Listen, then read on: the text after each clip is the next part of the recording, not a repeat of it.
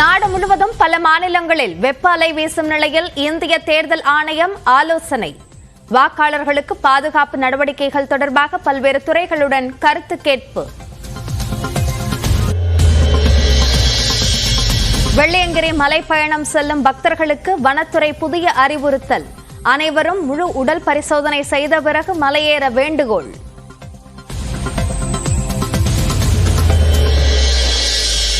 மதுரை சித்திரை திருவிழாவின் சிகர நிகழ்வான தேரோட்டம் கோலாகலம். 4 மாட வீதிகளில் கூடி ஆயிரக்கணக்கான பக்தர்கள் சாமி தரிசனம்.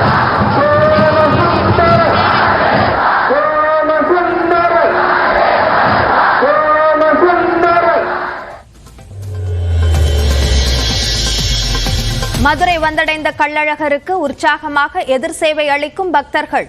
புதூர் மண்டகப்படி பகுதியில் பல்லாயிரக்கணக்கான மக்கள் காத்திருந்து தரிசனம்.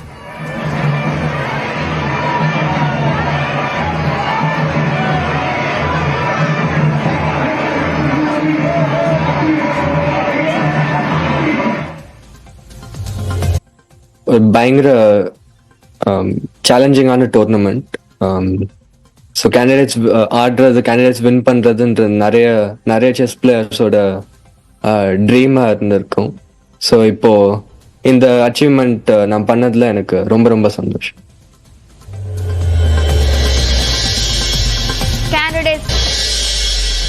முல்லைப்பெரியாறில் வாகன நிறுத்துமிடம் கட்டும் விவகாரத்தில் இந்திய நில அளவைத்துறையின் ஆய்வறிக்கையை ஏற்க முடியாது.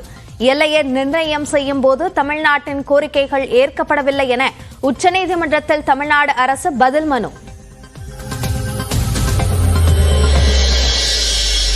கோவை வாக்கு எண்ணிக்கை மையம் அமைந்துள்ள கல்லூரியில் தனியார் வாகனம் அனுமதிக்கப்பட்டதால் சர்ச்சை. அரசியல் கட்சி முகவர்கள் எதிர்ப்பு தெரிவித்ததால் பரபரப்பு. அப்படி கிடையாது. நம்ம சட்டமோல உள்ளே ஊத்துவாதீங்க, உள்ள விடக்கூடாது, உள்ள விடக்கூடாது. வயநாடு மக்களின் பிரச்சனைகளை ஒருமுறை கூட நாடாளுமன்றத்தில் பேசாதவர் ராகுல் காந்தி.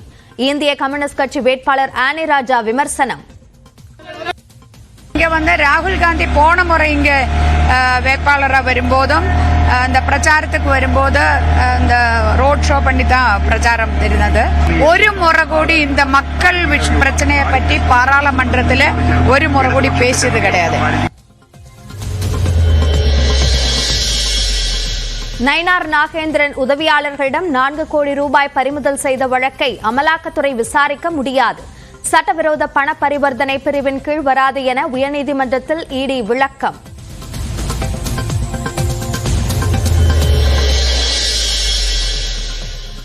$4 கோடி பறிமுதல் விவகாரத்தில் காவல்துறையிடம் விளக்கம் அளித்த நயினார் நாகேந்திரன் தரப்பு வழக்கறிஞர். விசாரணைக்கு ஆஜராக நயினார் நாகேந்திரன் தரப்பில் 10 நாட்கள் அவகாசம் கேட்பு.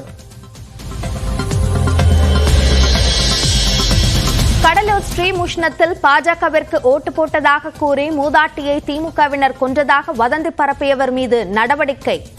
முன் விரோதத்தால் நடைபெற்ற கொலை வழக்கில் 5 பேர் கைது செய்யப்பட்டதாகவும் காவல்துறை விளக்கம்.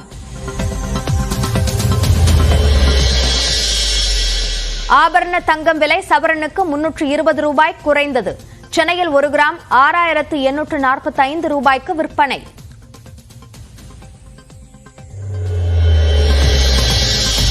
அலோபதி மருத்துவ முறைக்கு எதிராக விளம்பரங்கள் வெளியிட்டதற்காக பொதுவெளியில் மன்னிப்பு கேட்ட பதஞ்சலி. எதிர்காலத்தில் இதுபோன்ற தவறுகள் நிகழாது என்றும் நாளேடுகளுக்கு அளித்த விளம்பரத்தில் உறுதி. தேசிய கொடியில் உள்ள காவி நிறத்தில் தூர்தர்ஷன் லட்சணையை மாற்றியதில் தவறில்லை.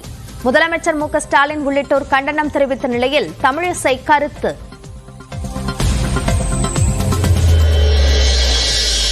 கொல்கத்தாவிற்கு எதிரான போட்டியில் தாமதமாக பந்து வீசியதால் பெங்களூரு கேப்டன் டூப்ளசிக்கு 12 லட்சம் ரூபாய் அபராதம். நடுவர் முடிவை விமர்சித்ததால் பஞ்சாப் கேப்டன் சாம் கரனுக்கு போட்டி ஊதியத்தில் 50% அபராதம் விதித்த பிசிசிஐ.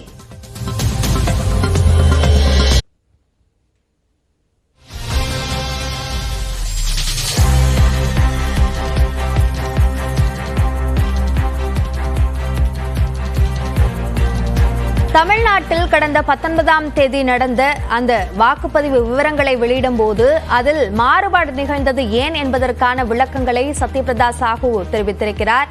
அதில் செயலியில் கிடைத்த தகவலின் அடிப்படையில் வாக்குப்பதிவு சதவீதம் கணக்கிட்டப்பட்டதால் தவறு நிகழ்ந்ததாக அவர் குறிப்பிட்டிருக்கிறார். கூடுதல் விவரங்களை நம்முடைய சிறப்பு செய்தியாளர் அபினேஷிடம் கேட்கலாம். அபினேஷ், என்னென்ன விளக்கத்தை சத்யபிரதா சாஹூ தெரிவித்திருக்கிறார்? அபிநயா, தமிழ்நாட்டில் 39 மக்களவை தொகுதிக்கும் கடந்த 19ஆம் தேதி காலை 7 மணிக்கு தொடங்கி மாலை 6 மணி வரை வாக்குப்பதிவு நடைபெற்றது. இந்த நிலையில் அன்று இரவு 7 மணிக்கு தேர்தல் ஆணையம் கொடுத்த அந்த வாக்குப்பதிவு சதவீதம் பிறகு கொடுத்த 12 மணி அளவில் கொடுத்த அந்த சதவீதத்திலும் பெரிய அளவு மாறுபாடு இருந்தது. இதனால் ஒரு குளறுபடி ஏற்பட்ட நிலையில இது தொடர்பாக தமிழ்நாடு தேர்தல் அதிகாரி சத்யபிரதா சாஹூ சில விளக்கம் அளித்திருக்கிறார். வாக்குப்பதிவு அன்று நடந்த சதவீத குளறுபடி ஏற்பட்டதற்கு காரணம் செயலியில் கிடைத்த தகவல் அடிப்படையில் தான் சதவீதம் கணக்கிடுதல் தவறு நடைபெற்றது. செயலில் அனைத்து வாக்குச்சாவடி அலுவலர்களும் கட்டாயமாக அப்டேட் செய்ய வேண்டும் என எந்த உத்தரவும் இல்லை. ஒரு சிலர் மட்டுமே அப்டேட் செய்தார்கள். இதன் காரணமாகவே இந்த வாக்குப்பதிவு சதவீத குளறுபடி ஏற்பட்டதாகவும் தேர்தல் நடத்தும் அதிகாரி கையெழுத்து போட்டு கொடுக்கும் தகவல் காலதாமதம் ஆகும். அதன் காரணமாகவே அந்த செயலில் இருந்து வரக்கூடிய தகவல்களை அவ்வப்போது ஊடகங்களுக்கு கொடுக்கப்பட்டதாகவும் அவர் தெரிவித்திருக்கிறார். தொடர்ந்து அதிகாரப்பூர்வமான ஒரு அந்த எண்ணிக்கை நள்ளிரவில் கொடுக்கப்பட்டது. மீண்டும் தொடர்ந்து அந்த டேட்டா என்ட்ரி பணிகள்லாம் நடைபெற்று முடிந்த தகவலை நேற்று காலையில அதிகாரப்பூர்வமாக அறிவித்தோம் அப்படிங்கிறதும் சத்யபிரதா சாஹூடைய தகவலாக இருக்கிறது. மேலும் மிக முக்கியமாக இந்த 50,000க்கும் மேல் தேர்தல் நடத்தை விதிமுறைகள் அமலில் இருப்பதால் 50,000க்கும் மேல் எடுத்து செல்லக்கூடிய அந்த கட்டுப்பாடுகளை சில தளர்வு கிடைத்திருக்கிறது. உள் மாவட்டங்கள்ல பொதுமக்கள் 50,000 ரூபாய்க்கு மேல் எடுத்து செல்லலாம். ஆனாலும் அண்டை மாநிலங்களில் ஒட்டிருக்கூடிய தமிழக எல்லை பகுதியில குறிப்பா அதர் ஸ்டேட்ஸோட இந்த பார்டர் மாவட்டங்கள்ல 12 மாவட்டங்கள்ல பறக்கும் படையினர் அந்த சோதனையில இருப்பாங்க அப்படிங்கிறதையும் குறிப்பிட்டிருக்கிறாங்க. அதாவது மிக குறிப்பா திருவள்ளூர், வேலூர், கிருஷ்ணகிரி, சேலம், ஈரோடு, நீலகிரி, கோவை, தேனி, திருநெல்வேலி, கன்னியாகுமரி, தென்காசி மற்றும் திருப்பத்தூர் ஆகிய மாவட்டங்களில் அந்த சோதனை தொடரும். அங்கு 50,000க்கு மேல் ஆவணமின்றி எடுத்து சென்றால் அங்கு பறக்கும் படை அதிகாரிகளால் அந்த பணம் கைப்பற்றப்படும் அப்படிங்கிறதையும் சொல்லியிருக்கிறாங்க. இந்த நிலையில 39 மக்களவை தொகுதிக்கான அந்த வாக்கு எண்ணும் மையத்துல தொடர்ந்து 24 மணி நேரமும் பாதுகாப்பு பணியில இருப்பதாகவும் அவர் குறிப்பிட்டிருக்கிறார். அபிநயா, வாக்குப்பதிவு சதவீதத்தில் மாறுபாடு ஏற்பட்டது ஏன் என்பதற்கான விளக்கத்தை தலைமை தேர்தல் அதிகாரி சத்யபிரதா சாஹூ கொடுத்திருக்கிறார். இது சார்ந்த விரிவான விவரங்களுக்கு நன்றி அபினேஷ்.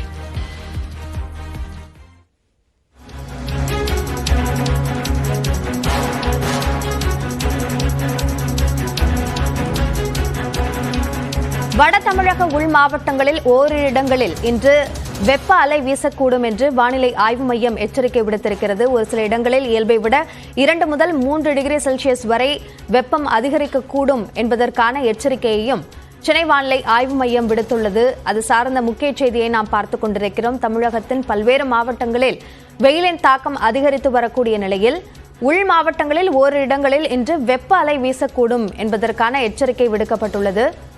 உள் மாவட்டங்களின் ஒரு சில இடங்களில் இயல்பை விட 2 முதல் 3 டிகிரி செல்சியஸ் வரை வெப்பம் அதிகரிக்கக்கூடும் என்ற எச்சரிக்கையும் வானிலை ஆய்வு மையத்தால் கொடுக்கப்பட்டுள்ளது.